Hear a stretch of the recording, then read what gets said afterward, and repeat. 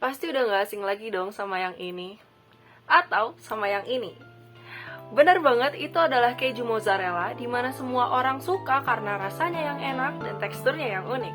Tapi kebayang gak sih apa yang bikin dia unik? Apakah bahan dasarnya atau teknik pembuatannya? Mari kita cari tahu sama-sama. Perkenalkan, aku Nadia Yunika and I'll show you science behind food processing.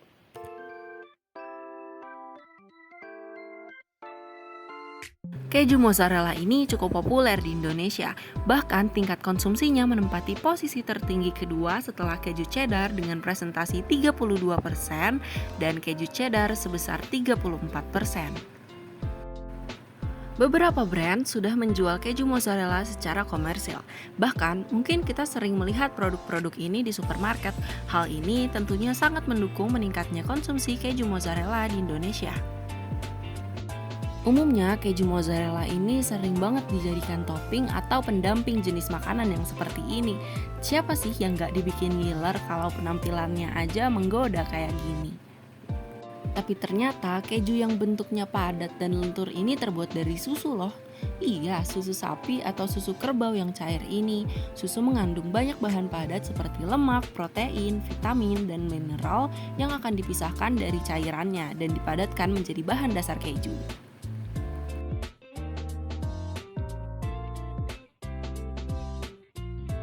Bahan dan alat yang dibutuhkan untuk membuat keju mozzarella yaitu susu sapi segar sebanyak 2 liter, rennet sebanyak 0,3 gram, asam sitrat sebanyak 1,027 gram, termometer, serta timbangan. Pasteurisasi susu dilakukan dengan teknik bathing atau meletakkan panci berisi susu di atas didihan air. Hal ini dilakukan untuk memperlambat perpindahan panas dan meratakan panas pada susu sehingga susu tidak mudah rusak karena panas. Susu sapi murni memiliki banyak mikroorganisme yang dapat menyebabkan kerusakan sehingga susu tidak memiliki waktu simpan yang lama.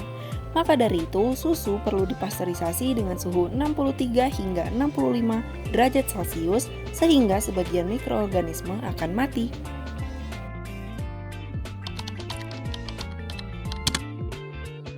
Tahap pendinginan dilakukan dengan bantuan es batu dengan tujuan mempercepat penurunan suhu dari susu yang baru selesai dipasteurisasi. Tenang aja, step ini opsional kok. Es batu yang banyak ini berfungsi untuk mempercepat penurunan suhu dari susu. Atau kalau kamu sabar, kamu juga bisa menunggu selama beberapa menit hingga suhunya turun sendiri ke 30 derajat Celcius. Rennet dan asam sitrat yang sudah ditimbang dan diukur sebelumnya dimasukkan ke dalam susu dan diaduk hingga rata.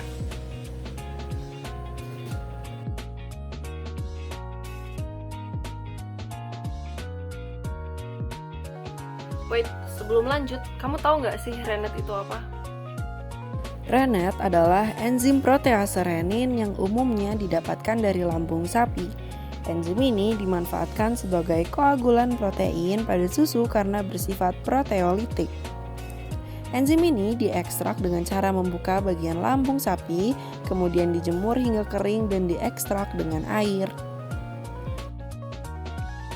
Setelah menambahkan rennet dan asam sitrat, campuran susu didiamkan selama 1 jam tanpa gangguan apapun supaya protein terkoagulasi secara sempurna. pH susu sapi awalnya berkisar antara 6,3 hingga 6,7. Ketika ditambahkan asam sitrat, pH akan turun ke angka 5,4 hingga 4,6. Asam sitrat akan menyebabkan susu berpisah menjadi 2 fasa. Yang padat disebut dengan curd dan yang cair disebut dengan whey.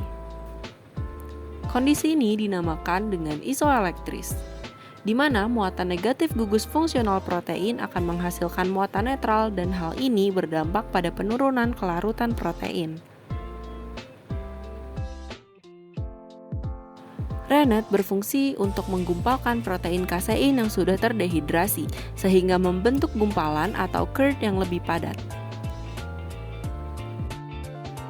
Oke, sedikit hint, Proses ini bakalan makan banyak banget kesabaran, jadi please take your time, harus sabar, karena kalau enggak produknya bakalan gagal dan curd-nya nggak bakal membentuk secara sempurna. Jadi harus sabar banget nunggu, oke?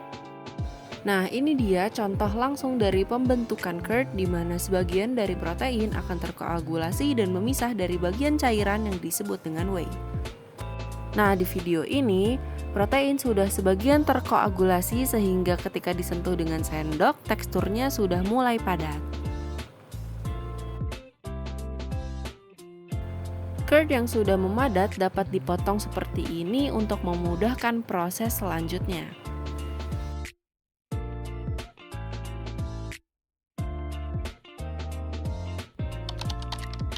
Tahap penyaringan dilakukan untuk memisahkan curd dari whey. Whey di sini jumlahnya cukup banyak dan masih mengandung banyak larutan protein, jadi masih bisa dimanfaatkan untuk produk pangan lainnya. Tahap selanjutnya yaitu stretching. Stretching dilakukan untuk meningkatkan kemuluran keju mozzarella. Tahap ini dilakukan dengan air panas dengan suhu 80 derajat Celcius untuk meningkatkan kemuluran dan kelelehan keju.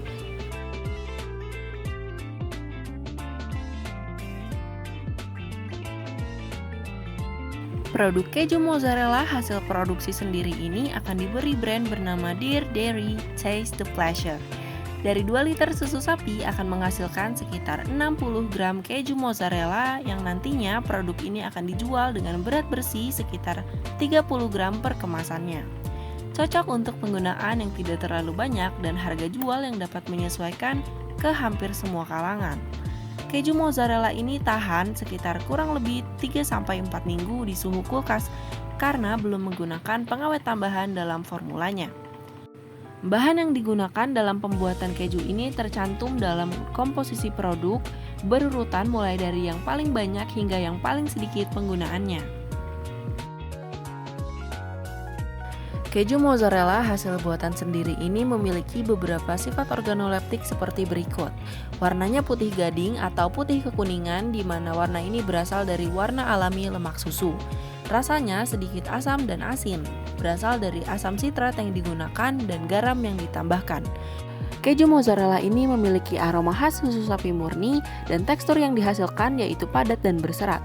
Hal inilah yang menjadi ciri khas utama keju mozzarella, di mana atom kalsium yang menggumpal bersama protein kasein akan berpisah ketika dipanaskan dan menjadi molekul yang elastis membentuk lelehan berserat.